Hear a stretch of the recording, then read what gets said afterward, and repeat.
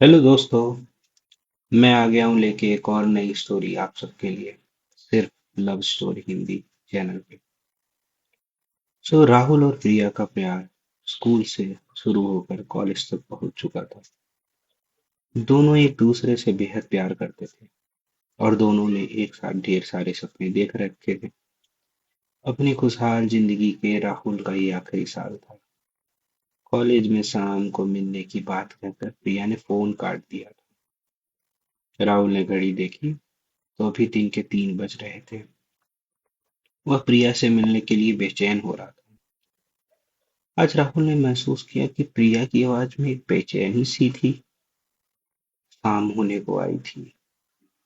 अचानक राहुल के घर की घंटी बजी और इससे पहले कि राहुल दरवाजे तक पहुंचता, उसकी माँ ने दरवाजा खोला। वह प्रिया ही थी। उसने राहुल की माँ को नमस्ते किया और सीधे राहुल के कमरे की तरफ बढ़ गई। राहुल की माँ को उनके प्यार के बारे में पता था, इसलिए वह मुस्कुरा कर रह गई। राहुल की माँ ने कहा, राहुल, मैं चाय बना रही हूँ। राहुल ने कहा, ठीक है माँ।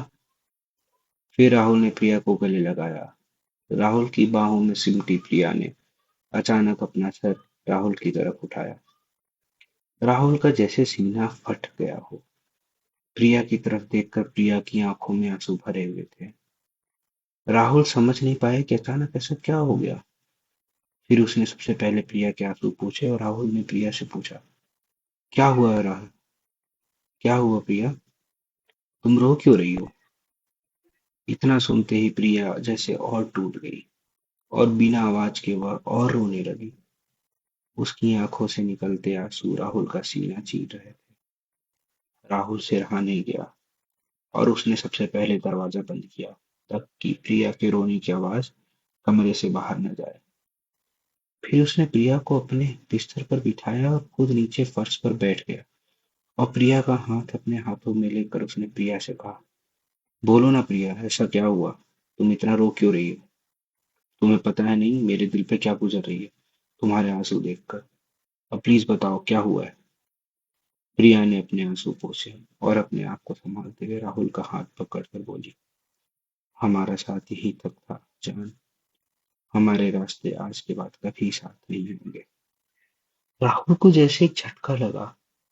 उसने प्रिया के हाथ को कस के पकड़ा और बोला, क्या पागलों जैसी बातें कर रही हो तुम? होश में तो हो? प्रिया की आंखों से फिर आंसू टपकने लगे। उसने राहुल को अपने पास बिस्तर पर बिठाया और उसका हाथ पकड़कर बोली, जान, अब मैं किसी और की पत्नी बनने जा रही हूँ। पापा ने आज मेरा ये रिश्ता तय कर दिया और घर में सब बहुत खुश हैं।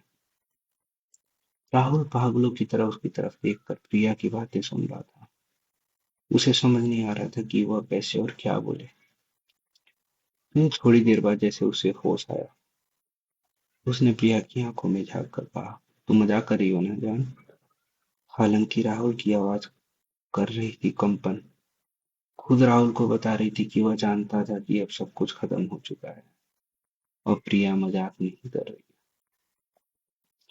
प्रिया ने उसके सवाल का जवाब नहीं दिया। अपने चेहरे को दुपट्टे से पोंछ कर उसने राहुल से पूछा, क्या तुम्हें सच में मजाक लग रहा है? राहुल को अचानक ऐसा लगा जैसे पूरा कमरा उसकी आंखों के सामने घूमने लगा हो।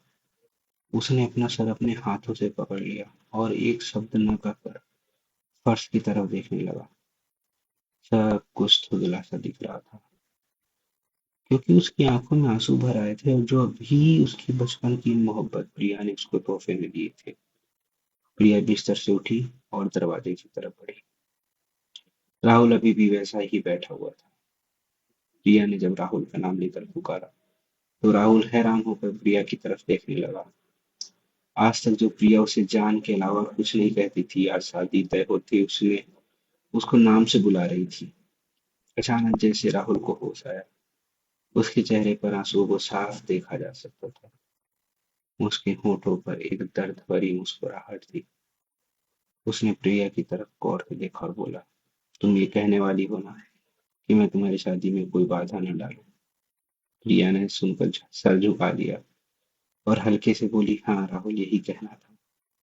मुझे पूरी उम्मीद है कि तुम मेरे हालात समझोगे और कुछ भी ऐसा वैसा करने नहीं करोगे जिससे शादी टूटे या मेरे घर वालों की बदनामी हो। राहुल हैरानी से को देखता ही रह गया। यह था उसके बचपन का प्यार, जिसे यह तक नहीं पता कि वो ऐसा कुछ करने को सोच भी नहीं सकता जिसे प्रिया या उसके घर वालों को कोई नुकसान हो। क्या इतनी ही जानती थी प्रिया उसे? राहुल प्रिया से कुछ कहने वाला था मगर फिर रुक गया। उसने प्रिया की तरफ देखते हुए दीवानों की तरह मुस्कुराया और दोनों हाथ प्रिया के सामने जोड़े और फिर दरवाजा खोल दिया। प्रिया जैसे ही कमरे से निकली, उसने देखा कि राहुल की माँ वहीं दरवाजे पर खड़ी थी। वो समझ गई कि राहुल की माँ ने सब कुछ सुन लिया है। अपना सर झुकाकर प्रिया वहां से चली गई। राहुल की माँ ने राहुल के कमरे में चाय रखी और उन्होंने राहुल की तरफ देखा। उसकी माँ बेटे का दर्द न देख पाई और बिना कुछ कहे कमरे से निकल गई। फिर राहुल ने चाय के कप को देखा। चाय से निकलती भाप उसे अपने जख्मी दिल के धुएं की तरह लगी। उसे प्रिया का चेहरा याद आ रहा था। प्रिया के आंसू अब उसे नकली से लग रहे थे और प्रिया के चेहरे पर शादी तय हो जाने की खुशी अब वह याद कर पा रहा था।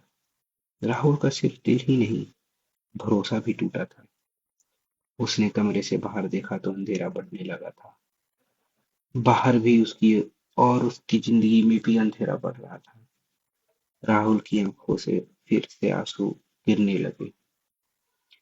दोस्तों, यही होता है आखिरी बार जब हम मिलते हैं।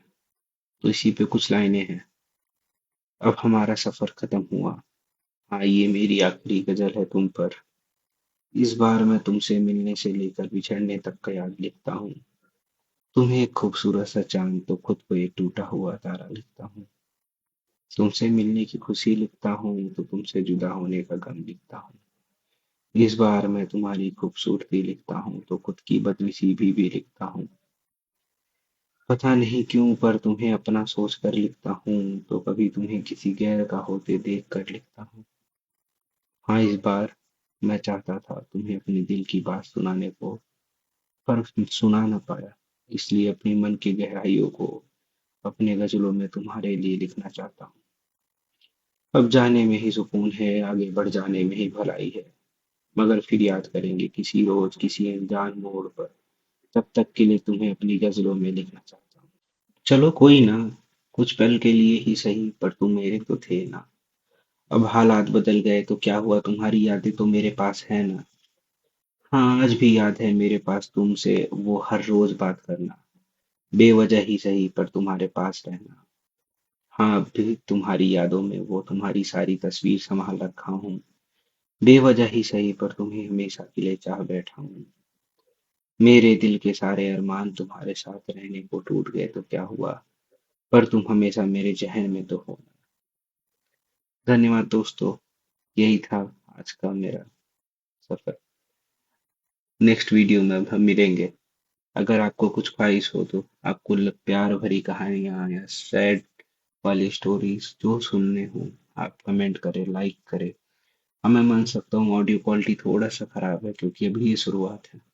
धीरे धीरे आगे मेरा बढ़ना चाहूंगा इस यूट्यूब चैनल पे। मैं बहुत सारी कहानियां ले आऊंगा आप तक, दर्द भरे, प्यार भरे। तो बस सपोर्ट करते रहिए दोस्तों। धन्यवाद।